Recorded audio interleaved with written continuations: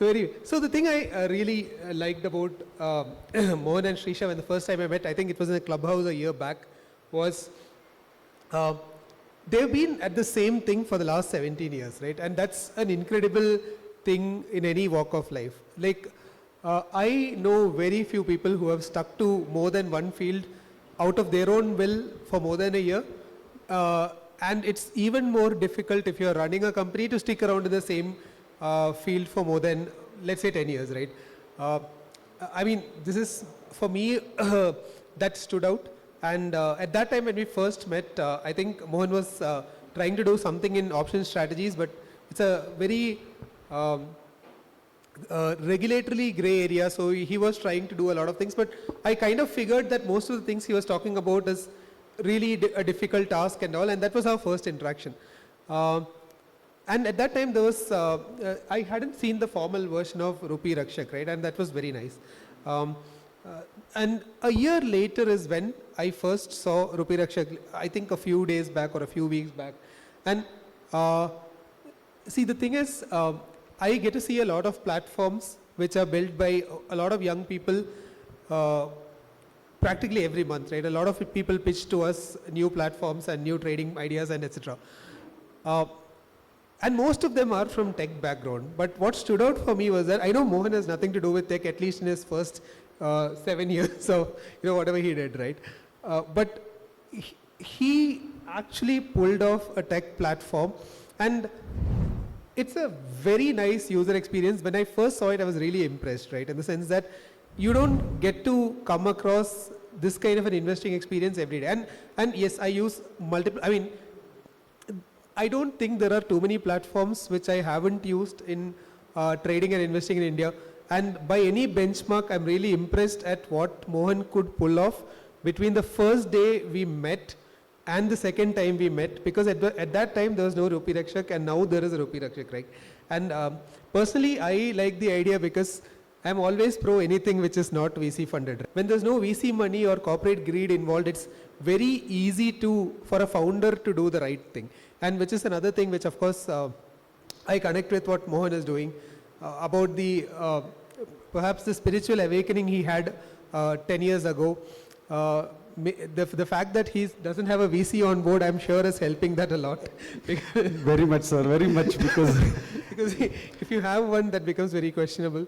So and the use case is obviously simple. So see, I'll just try to make the time which you are here useful for you.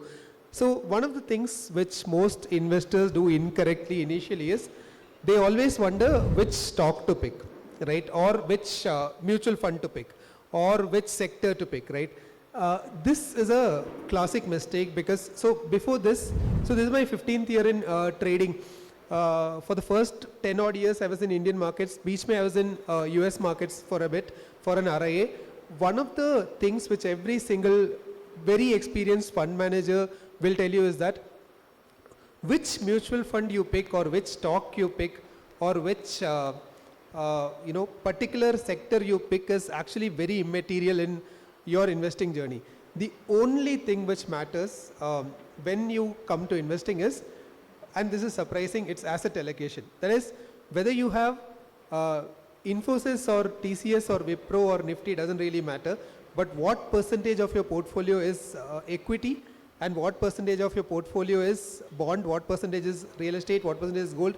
This is the only thing which the really, really good fund managers do differently than normal people. So, I mean, sitting far away, looking at fund management industry as a whole, we will be tempted to think that, okay, they are picking some incredible stocks or great sectors, or, there's something that they do which we don't. But in reality, the only thing they get right is that during times of boom, they probably are at 70% equity, 30% debt. And during times of crash, they are probably 40% equity, 60%. I mean, this is all you can do, right? There's nothing more than that.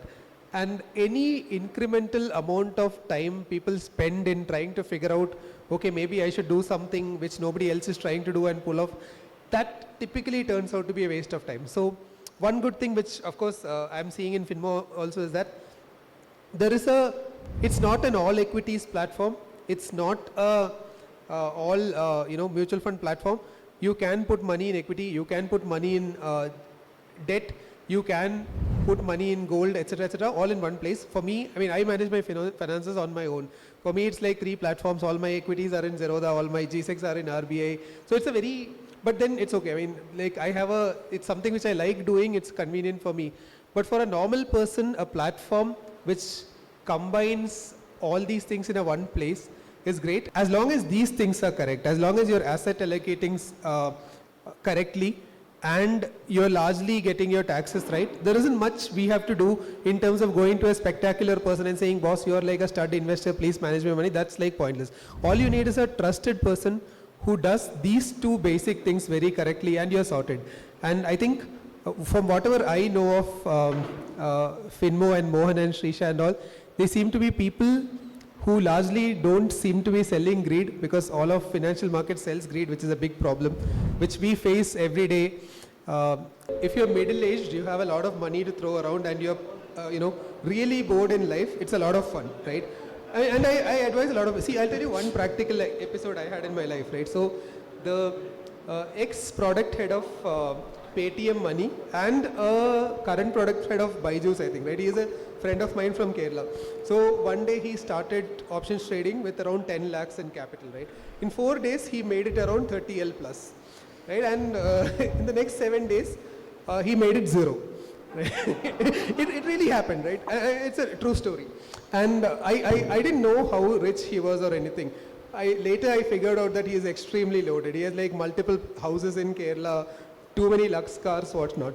So I didn't know any of this. So obviously next day I went to him, I saw his P&L and I said, must be feeling bad, like, I'm really sorry this happened. You should have listened to me and taken it slow.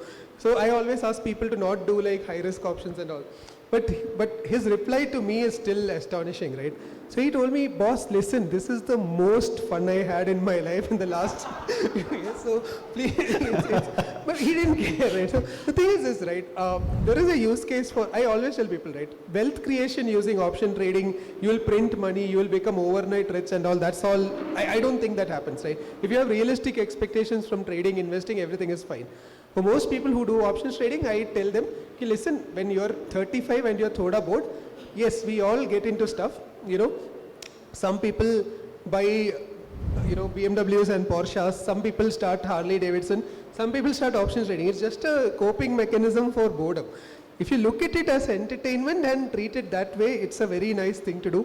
But if you're thinking that you'll become rich using all this trading, shading and, explosive money and all will come, that's wrong expectations in life.